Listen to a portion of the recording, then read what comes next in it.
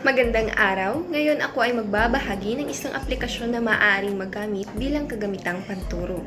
Ang aplikasyon na ito ay ang Canva.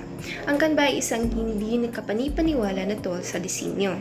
Napakadaling gamitin at papayagan kang makakuha ng napaka-professional na mga resulta.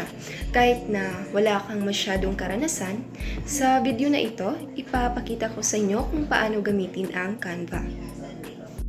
Una ay itap ang Canva app. Kung wala ka pa nito ay maaari kang mag-download nito pagkatapos ay sign in lang gamit ang Google account.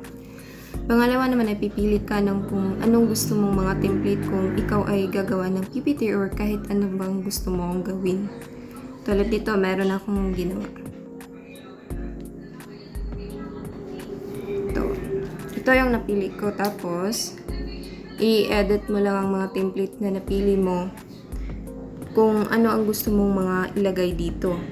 At pagkatapos mo naman na magawa ang mga gusto mong gawin ay itap mo lang ito, tapos i-download mo lang.